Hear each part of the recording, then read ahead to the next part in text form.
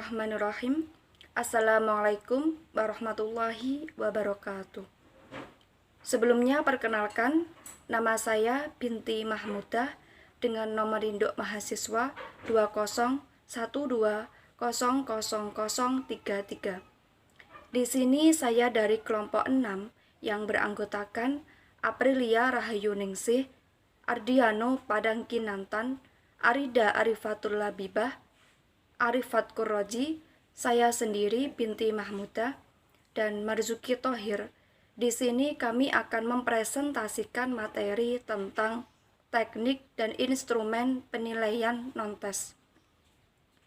Poin yang pertama, saya akan menjelaskan tentang bentuk-bentuk dari penilaian non-tes yang pertama, yaitu observasi. Apa sih observasi itu? Observasi yaitu salah satu bentuk penilaian non-tes yang dilakukan dengan cara melakukan pengamatan secara langsung terhadap objek yang akan diamati. Selanjutnya, observasi di sini memiliki beberapa ciri-ciri. Ciri yang pertama yaitu observasi memiliki tujuan dan arah yang jelas. Yang kedua, observasi adalah suatu kegiatan yang tersusun secara sistematis, logis, dan juga rasional. Ciri yang ketiga yaitu mempunyai beberapa sudut pandang yang bisa diamati. Observasi di sini juga dapat dibagi menjadi 3 macam. Yang pertama yaitu observasi langsung. Observasi jenis ini yaitu pengamatan yang dilakukan dengan cara langsung terhadap objek yang akan diamati. Jadi, dalam jenis observasi ini, pengamatannya tidak dilakukan melalui perantara. Yang kedua yaitu observasi tidak langsung. Apa sih observasi tidak langsung itu? Observasi tidak langsung yaitu pengamatan yang dilakukan dengan melalui perantara.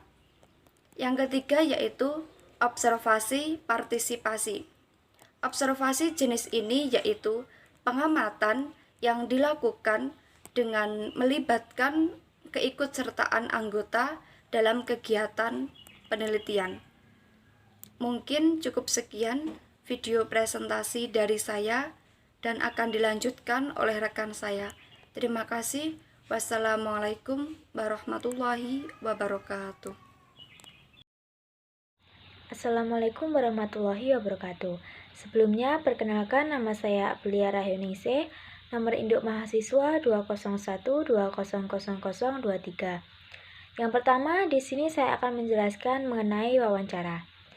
Wawancara merupakan suatu kegiatan dari evaluasi non-tes yang dilakukan melalui proses tanya-jawab, baik secara langsung maupun tidak langsung, guna untuk mendapatkan suatu informasi yang diinginkan. Wawancara secara langsung merupakan proses tanya-jawab yang dilakukan secara langsung tanpa adanya perantara ataupun media. Sedangkan wawancara tidak langsung dilakukan dengan menggunakan alat bantu media yang bisa digunakan sebagai perantara. Yang kedua adalah jenis wawancara.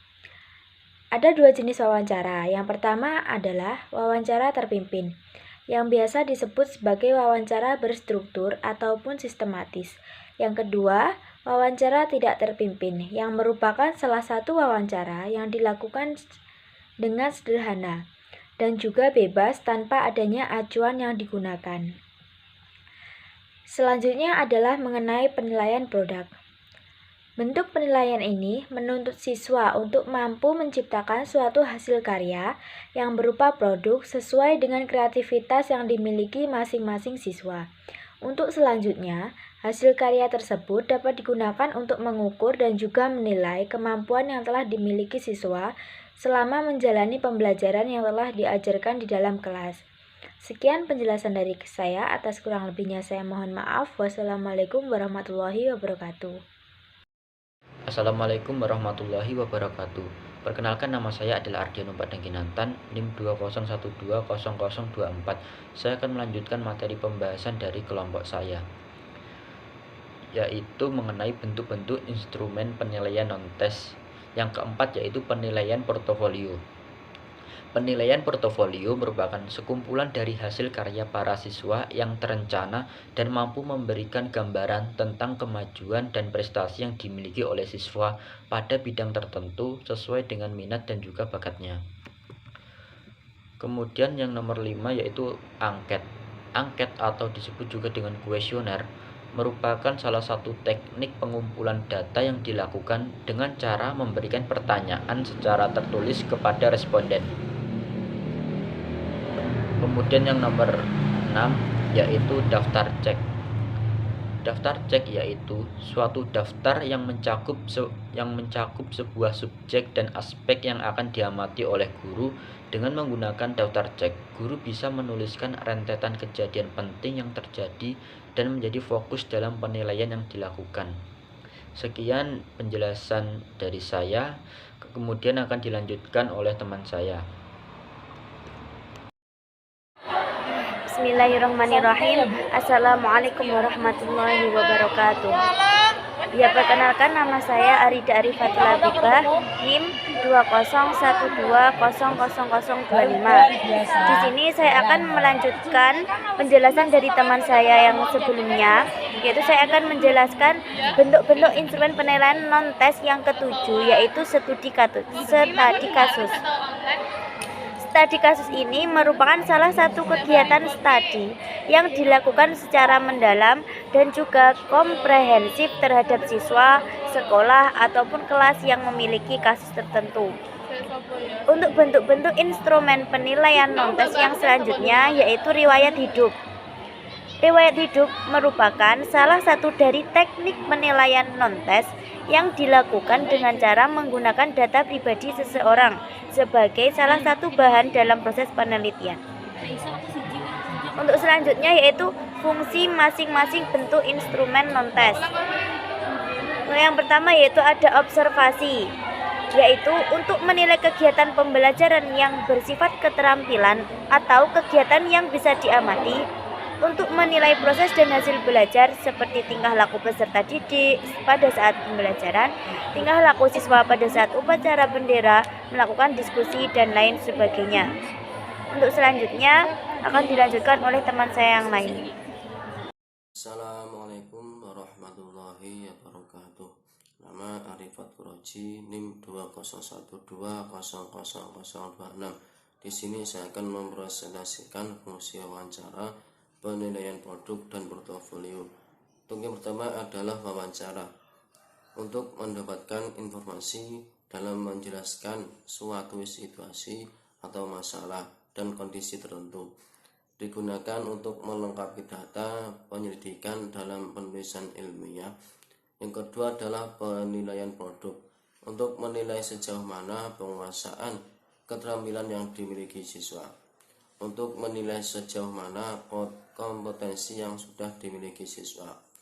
Untuk menilai sejauh mana para siswa dapat bereksplorasi dan mengembangkan keterampilan yang dimiliki.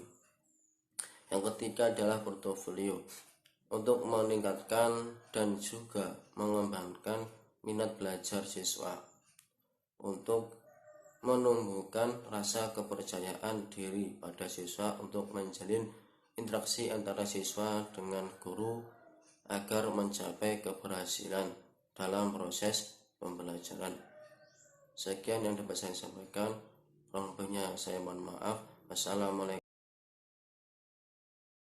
Melanjutkan yakni fungsi masing-masing bentuk instrumen non-tes.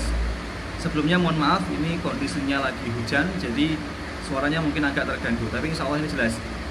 Selanjutnya adalah angket. Nah, angket ini yakni untuk mendapatkan informasi dari siswa yang berkaitan tentang proses pembelajaran. Kemudian untuk menuntun siswa belajar efektif sesuai dengan ketentuan kurikulum yang berlaku.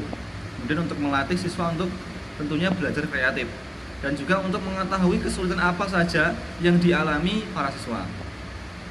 Kemudian selanjutnya ada daftar cek atau checklist, yakni untuk mendapatkan data mengenai tingkah laku siswa secara sistematis yang dilakukan dalam waktu singkat. Kemudian untuk mempermudah guru dalam penilaian terhadap para siswa dengan cara memberikan tanda cek saat melakukan penelitian. Kemudian selanjutnya ada studi kasus. Studi kasus ini untuk dan memberikan solusi kepada para siswa dan juga untuk melakukan pendekatan dalam memahami karakter yang dimiliki masing-masing siswa. Kemudian riwayat hidup, yakni untuk mengetahui beberapa aspek yang dimiliki siswa meliputi sikap pribadi, tingkah laku, dan juga keadaan emosional. Selanjutnya untuk mendapatkan informasi, yakni informasi mengenai pemahaman dan juga pengetahuan, dan juga sebagai bahan pembanding hasil interpretasi dari data yang dimiliki. Baik, terima kasih. Itu tadi fungsi masing-masing bentuk instrumen non-tes. Akhiran, assalamualaikum warahmatullahi wabarakatuh.